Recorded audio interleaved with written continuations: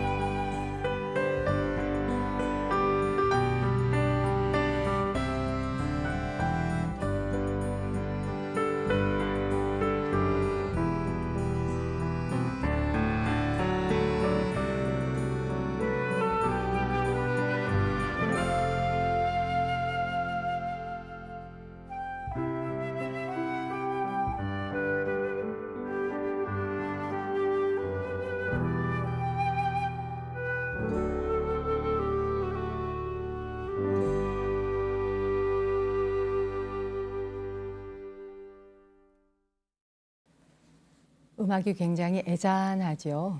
원래는 그 아쇼카 석주의 작별, 우리말로 풀면은 그런 말인데요. 그 아쇼카 석주는 그 인도에 있는 아쇼카 석주가 아니고요.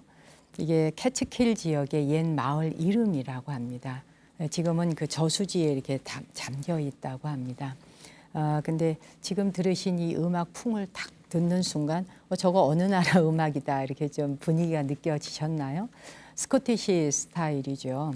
백파이프 연주하듯이 하는 그런 스타일인데 약간 집시풍도 묻어 있고요. 그러니까 세계 각국의 음악들이 좀 민속 음악 이런 것들은 좀 집시 가락 같은 게 이렇게 묻어 있어요. 모든 그 사람들의 유랑민들 같은 그런 음악들의 그 색깔, 그 풍이 그 인간의 아주 깊은 심성을 좀 자극하는 그런 느낌이 있죠. 오늘 아쇼칸 석주의 작별로 첫 곡 보내드렸습니다. 그 문자 참여하고 싶으신 분들 시청 소감 쓰셔도 좋고요. 또는 여러분이 어느 지역에서 이 방송을 보고 계시는지 혹은 또 세계 각국 어디에선가 보고 계실 수도 있을 거라고 생각합니다. 샵 1252번으로 문자 참여해 주시면 우리 담당자에게 도착합니다.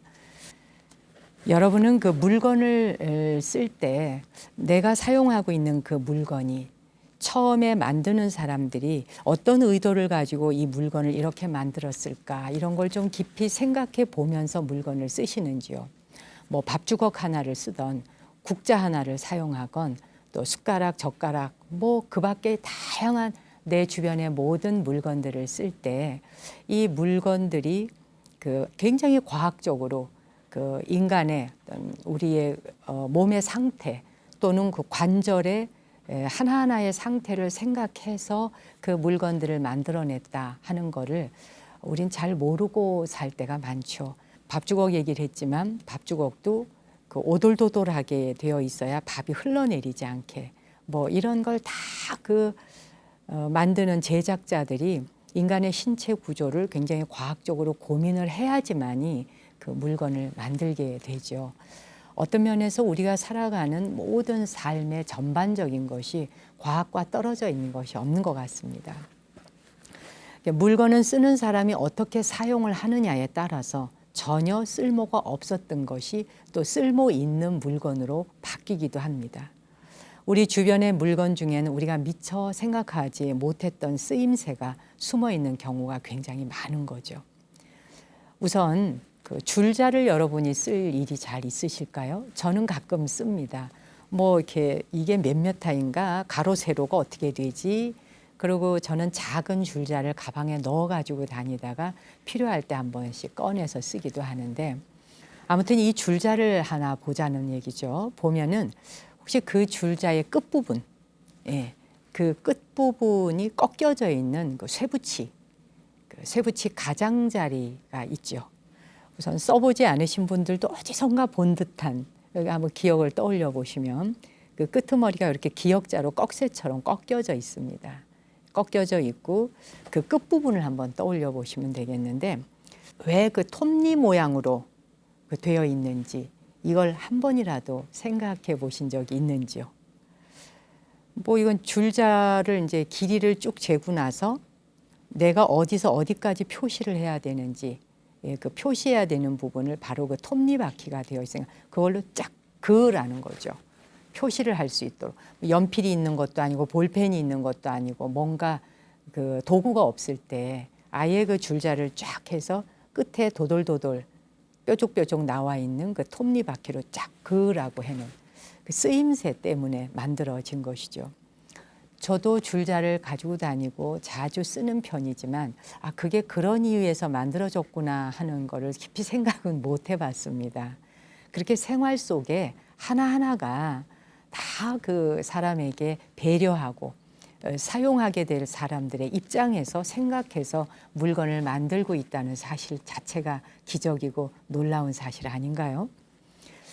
아무튼 그렇게 그 톱니바퀴 하나도 쓰는 자를 생각해서 만들듯이 우리 왜 겨울에 이렇게 그 모자 쓰면 그 모자 위에 방울 같은 거 이렇게 위에 달려 있죠. 이 방울이 왜 달려 있을 것 같으세요? 모양으로 또 아니면 이렇게 잡고 훅 빼기 좋으라고 어떤 생각이 드시는지요? 원래는 그 프랑스 해병들이 배에서 천장이 굉장히 낮은 거예요. 그래서 배에 들어가면 이렇게 우뚝 설 수가 없으니까 뭐 고개를 숙이고 가든지 아무튼 좀 쓰려고 하면은 천장에 머리가 툭 받치는 거죠.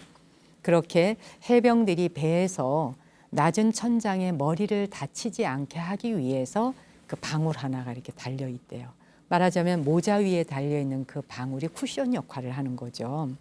그래서 항해 모자 위에 달았던 그 방울에서 유래가 된 거다라는 말이 있습니다. 재밌죠?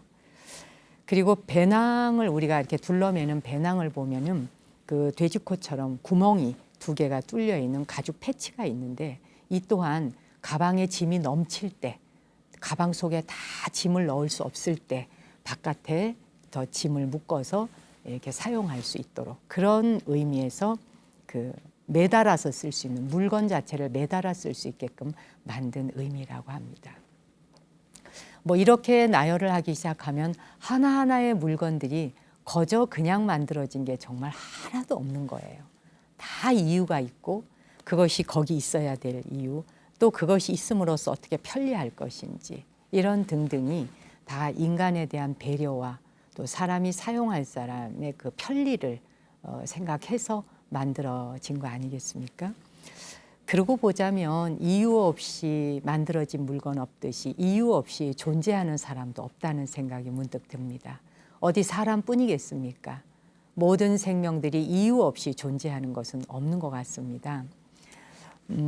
얼마 전에 그 최재천 박사님의 강연을 들을 기회가 있었는데 우리가 살아가는 세상 속에서는 여러 가지 형태로 경쟁을 하기도 하고 협업하면서도 살아간다. 언제나 경쟁하는 것도 아니고 언제나 협업하는 것도 아니고 경쟁과 협업을 동시에 오락가락하면서 살아간다는 얘기를 하시면서 어떤 생명체를 보면은 무조건 물어뜯어서 잡아먹고 살아야 되는 생명도 있고 또 악어와 악어새 관계처럼 누군가에게 위험을 감수하고서라도 먹거리를 취하면서 사는 생명도 있고 또 모기 같은 경우는 인간의 살에 붙어서 피를 뽑아 먹어야지만 사는 생명이 있고 이렇게 살아가는 형태가 굉장히 다양하다는 거죠. 근데 그 형태가 필요 없이 거기 존재하거나 필요 없이 살아가는 생명체는 하나도 없다는 이야기가 그 중요한 내용이었는데요. 물건도 사람도 생명도 모든 것이 다 거기에 있어야 할 이유가 있기 때문에 있는 게 아니겠는가 하는 생각을 다시금 해봅니다. 지금 여러분이 살고 있는 주변을 한번 돌아보세요. 내가 쓰고 있는 물건들이 이렇게 만들었구나. 이 쓰임새 하나하나를 보다 보면 알 수 없는 누군가가 나를 위해 그렇게 물건을 만들어준 것에 대한 감사함이 또 새롭게 밀려올 수도 있는 일입니다. 이번에 특별한 음악 하나 준비했습니다. 듣자마자 바로 오 하고 아실 노래인데 저는 가끔 그녀의 노래를 혼자 듣고 있다 보면 내가 이 생에 한 번도 만난 적 없는 가수이지만 정말 이 사람을 한번 만나볼 수 있다면 그리고 직접 라이브로 노래를 들어볼 수 있다면 얼마나 행복할까 하는 생각을 하게 하는 샹송 가수입니다. 에디트 피아프의 노래로 아니요, 전혀 후회하지 않아요 보내드릴게요.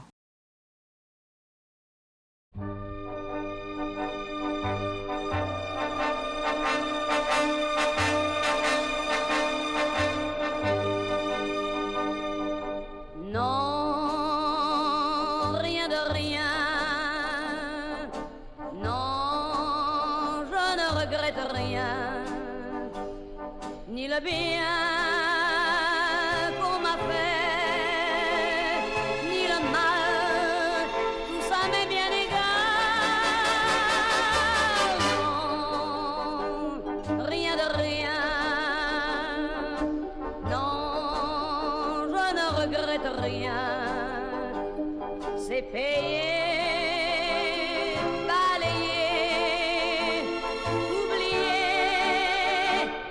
Je me fous du passé. Avec mes souvenirs, j'ai allumé le feu. Mes chagrins, mes plaisirs, je n'ai plus besoin de balayer les amours avec leur trémolo, balayé pour toujours, je repars à zéro. Non, rien de rien. Non, je ne regrette rien, ni le bien qu'on m'a fait, ni le mal, tout ça m'est bien égal. Non, rien de rien. Non, je ne regrette rien, car ma vie,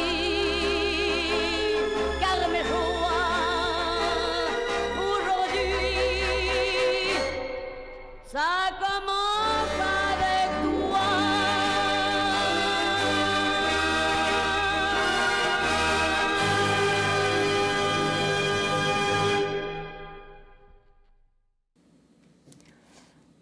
불어가 이렇게 그 발음이 동글동글 구슬 굴러가듯이 좀 굴러가는 형태로 말을 하죠.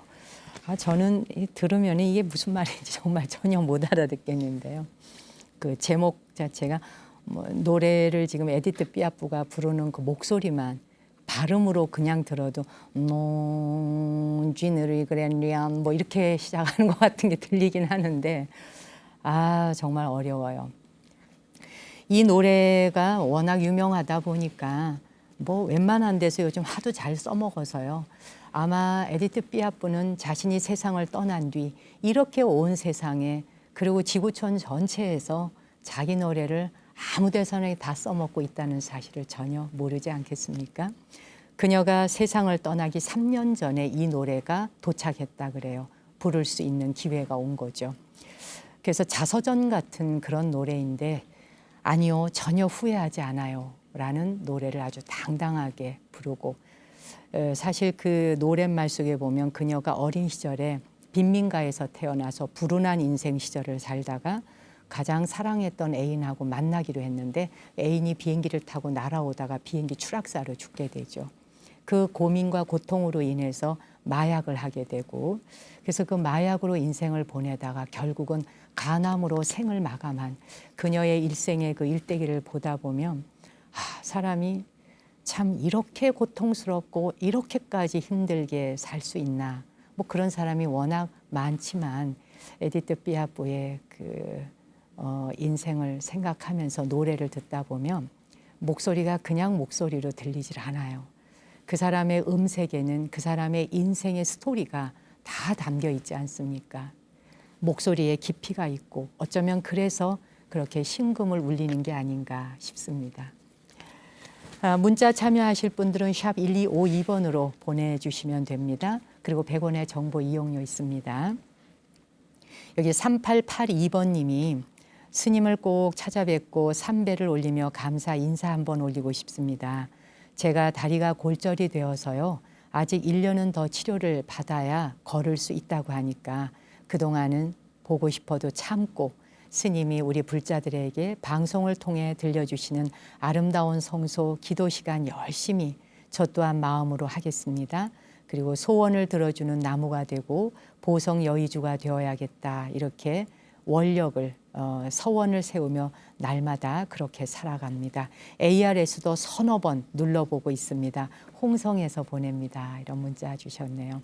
하루빨리 쾌차하셔서 그래요. 말씀하신 대로 제가 있는 정각사 절에 법회 때 꼭 한번 오시면 좋겠네요. 1년이라는 시간을 기다려야 한다니 저도 그때까지 기다리고 있으면서 기도할게요. 어서 쾌차하시기를요.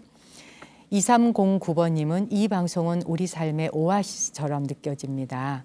성인 이전의 한 인간으로서 붓다의 모습과 좋은 말씀도 쉽고 재미있게 많이 들려주시면 좋겠어요. 인생 고민에 대해서도 많이 말씀해 주시면 더욱 좋겠습니다. 그러셨고요. 9252번님, 정말 지치고 힘들었을 때였습니다. 지인으로부터 전해받은 스님의 나무 아래 앉아서의 프로그램. 이 시간을 듣고 보고 있으면 힘이 벌떡 일어납니다. 이런 보약이 세상에 또 있을까 하고요. 다시 힘을 내고 100번 듣고 또 듣고 있습니다. 스님의 든든한 목소리에 위로받고 있습니다. 이런 문자 주셨네요. 고맙습니다. 나무 아래 앉아서의 이 시간 방송을 보시는 분들이 한 번 보고 마는 게 아니라 보고 또 보고 보고 또 본다. 그래서 가끔 저에게 그때 왜 몇 회 방송에서 이러이러한 이야기 하셨잖아요 라고 이렇게 물어오시는데, 솔직히 고백하건대 저는 몇 회에 무슨 말씀을 드렸는지 일일이 기억할 수가 없습니다. 여러분은 얼마나 정말 진지하게 들으시고 노트 필기해가며 들으시고 듣고 또 듣고 내용을 다 외우고 계시는지. 한 달에 한 번씩 제가 법회하고 있는 정각사에 오시면 스님 안녕하세요. 저는 성당 다니는 사람이에요. 또는 저는 원래 교회 다니는 기독교인입니다. 그런데 이 방송을 보면서 불교에 반했습니다.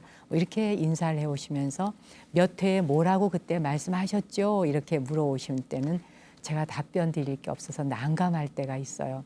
그리고는 이렇게 또 다시 제가 옷깃을 여미게 되죠. 방송 듣는 자세가 도대체 이 나라 이 땅에 존재하는 방송 프로그램 중에 시청자들이 그렇게 정성 들여 노트 필기해가며 그렇게 보는 프로그램이 과연 몇 개나 있을까 혼자 생각해 봅니다. 제 자신도 깜짝깜짝 놀랄 때가 많습니다. 여러분의 그런 반응에 대해서 말이죠. 만일 시인이 사전을 만들게 된다면 그 두꺼운 사전 있잖아요. 그 사전을 시인이라는 사람이 만든다면 아마도 세상의 말들이 달라졌을 것이다. 그런 말이 있습니다.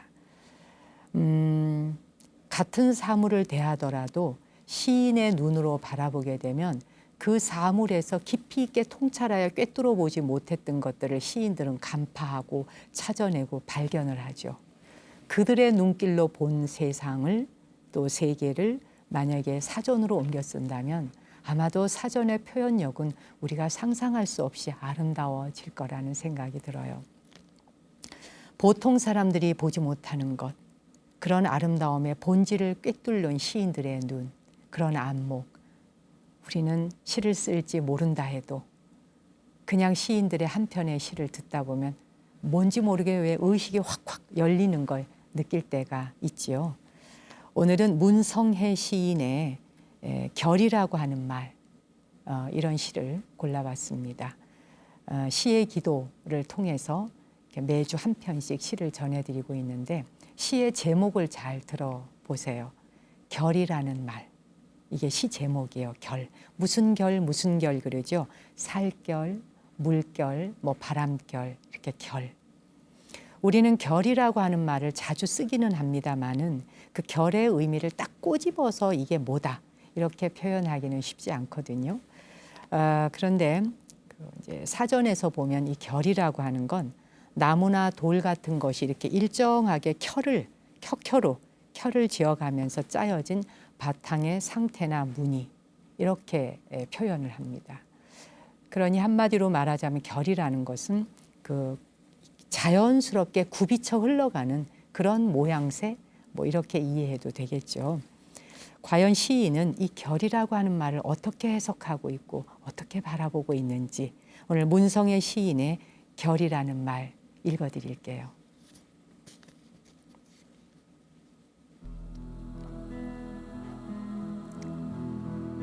결이라는 말은 살짝 묻어 있다는 말, 덧칠되어 있다는 말, 살결, 밤결, 물결은 살이, 밤이, 물이 살짝 곁을 내주었다는 말, 와서 앉았다 가도 된다는 말, 그리하여 나는 살에도 밤에도 물에도 스밀 수 있단 말, 쭈뼛거리는 내게 방석을 내주는 말, 결을 가진 말들은 고여있기보단 어딘가로 흐르는 중이고 씨앗을 심어도 될 만큼 그 말 속에 진종일 물기를 머금는 말, 바람결, 잠결, 꿈결이 모두 모두 그러한 말.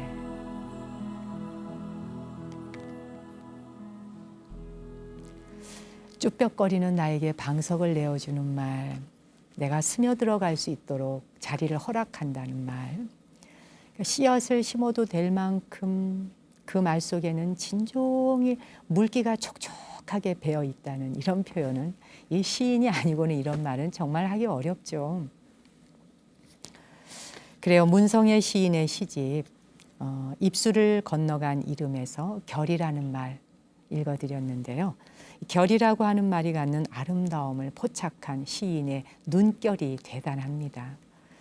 살, 또 물, 밤, 바람 이런 낱말에 결하는 전미어 하나만 딱 갖다 붙여버리면 살결, 물결, 바람결, 밤결 또 뭐가 있나요? 숨결, 손결, 마음결 뭐 모든 결이 붙으면 이 말의 이 품격이 확 바뀌어버리죠. 그냥 물, 그냥 바람 뭐 이러면은 뭔가 이렇게 딱 정지되어 있는 이미지가 떠오르죠. 근데 여기에 결이 하나 붙으면 바람결, 물결 이러면 뭔가 이렇게 음악이 흐르는 리듬감이 느껴지죠. 훨씬 그리고 친근하게 다가오고 말입니다. 한 글자의 차이가 이렇게 큰 의미를 변화시킬 수 있다는 사실이 새삼 놀랍습니다. 저는 이런 시를 한 편씩 보다 보면 가끔 시인들의 눈을 통해 부처님께서 경전에 말씀하신 그 말씀들이 그냥 단순히 그게 우리가 거칠고 일상적인 언어로만 되어졌다면 그토록 크게 감동받을 수 있을까? 그리고 우리의 의식이 그렇게 진화하고 개화하듯이 확확 열릴 수 있을까 하는 생각을 하거든요. 근데 부처님께서는 그 변제술이 뛰어난 어른이라고 하는 표현을 하거든요. 말솜씨가 뛰어나신 분이어서 부처님이 표현하시는 말씀은 그 자체가 다 시라고 했습니다. 부처님이 하시는 말씀은 한마디도 시가 아닌 말이 없다. 정말 맞다고 생각합니다. 그 시가 진리에 가깝게 다가가는 순간 그 말씀의 울림이라고 하는 건 인간의 영혼을 한순간에 다 열어 젖혀버리죠. 사물뿐이 아니라 사람의 마음이나 감정에도 결이 있는 겁니다. 특히 세월의 풍파를 겪어낸 그런 사람들은 자신만의 다 결이 새겨져 있죠. 세상에 대해서 더 깊고 섬세한 그런 감정들이 느껴지는 것이고요. 방금 전에 에디트 피아프의 목소리를 들으셨듯이 그녀의 음성에도 인생을 살아온 인생 결이 있는 겁니다. 바로 그 결이 우리에게 감동을 주는 거죠. 무슨 말인지 그 나라 말을 공부하지 않은 이상은 못 알아듣지만 그 언어로서 다가오는 게 아니라 그 결로서 다가오기 때문에 다 감동을 하는 것이죠. 오늘 문성의 시인이 결이라는 말, 이건 살짝 곁을 내어주는 말, 그리고 스며들 수 있는 말이라고 하는 그 표현에 저도 공감하게 됩니다. 사물의 색감을 더해주는 결이라는 말을 듣다 보니 지금의 내 마음결, 그리고 말씨도 말결이라는 게 있거든요. 눈에는 눈결이 있고요. 내가 누군가 이렇게 막 주먹으로 확 치는 게 아니라 손결, 그리고 눈으로 확 막 째려보는 게 아니라 눈결. 뭐 이런 모든 결들이 가깝게 다가오고 흘러간다면 우리 삶이 좀 더 평안해지지 않을까 하는 생각이 드는데요. 그라나도스의 음악 준비했습니다. 키카입니다.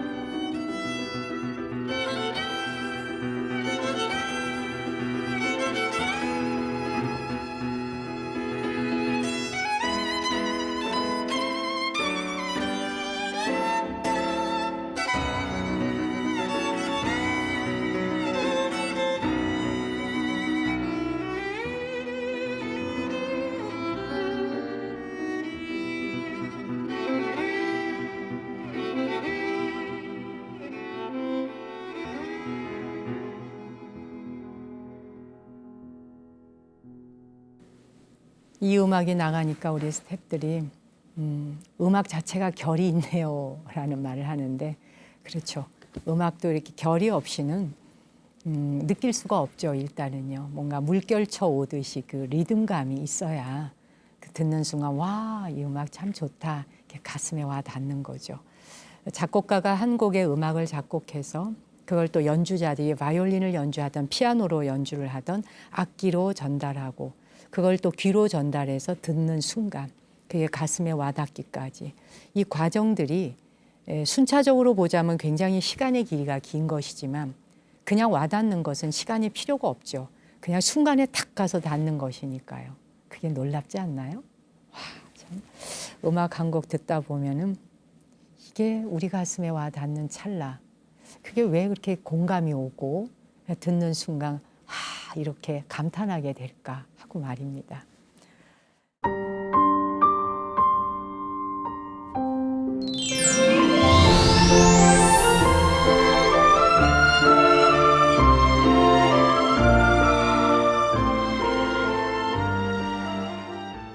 오늘 아주 특별한 선물이 제 앞에 도착해 있습니다.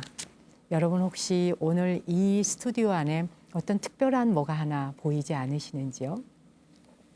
바로 제가 있는 이 앞에 등입니다. 저 등을 우리 나무 아래 앉아서 시청자께서 손으로 하나하나를 다 저렇게 만드셨대요. 그러니까 치유의 기도 등에 당첨이 되신 거죠. 그 등 당첨이 돼서 받고 보니까 너무도 고맙고 감사해서 여기에 작품을 하나 갖다 주어야겠다는 생각이 드셨던 모양이에요.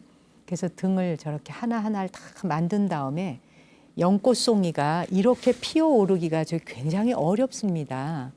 소담하죠. 근데 끝에 하나하나 또 퀴백을 박아가지고요. 보석이 반짝반짝반짝 빛이 나게. 야, 근데 저거를 붙여온 게 아니에요, 여러분.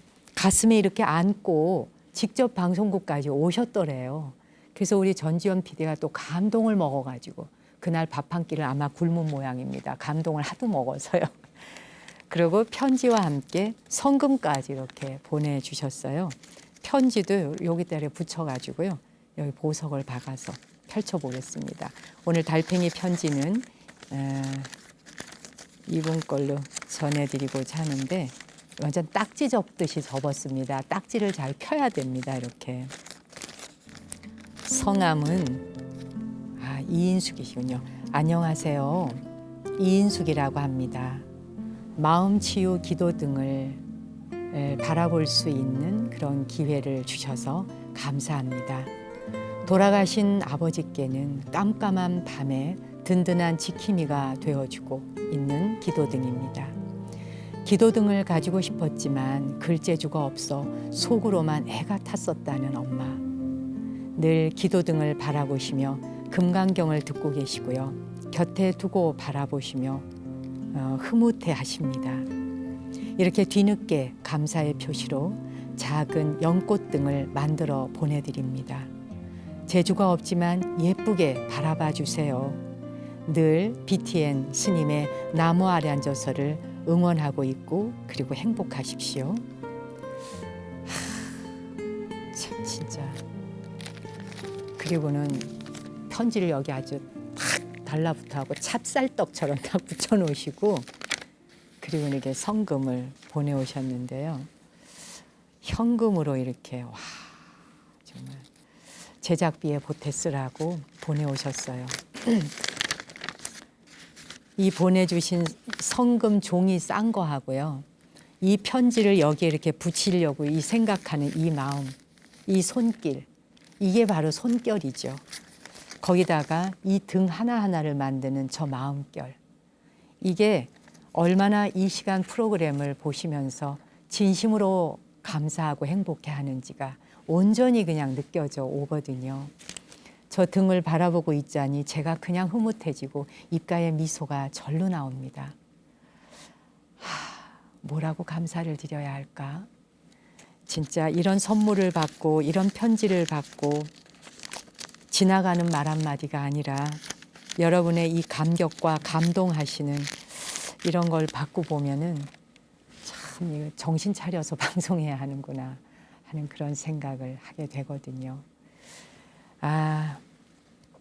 어떻게 보답을 해야 하는가 매번 방송할 때마다 고민을 하게 됩니다.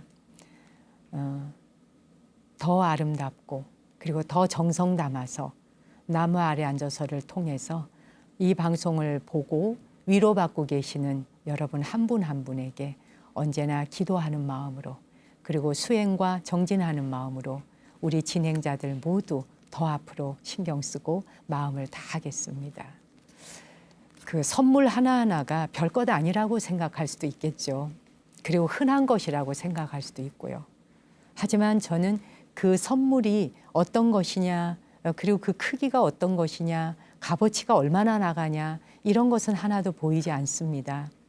제게는 저 잎사귀 하나하나를 만들면서 나무 아래 앉아서를 생각하셨을 이인숙님의 마음, 그리고 거기다 보석 하나하나를 저기다 박아 넣기 위해 얼마나 손으로 정성과 신경을 썼을까 하는 그 마음결, 그걸 고스란히 받고 보니까 우리 스님들은 매일 아침 그 새벽 예불 그리고 사시가 되면 또 사시의 예불 모시고 저녁 예불 하루에 3번 예불을 모시며 기도를 하게 되죠. 그때에 늘 법당에 나아가 불단에 두 손을 합장하고 간절히 바라는 것은 이 생에 내가 깨달음을 완성할 수 있기를, 그리고 더불어 세상 살아가는 모든 사람이 부처님 법을 만나고 모두가 깨달음 완성할 수 있기를, 그리고 그들 모두가 행복하기를 이렇게 기원하고 발언하거든요.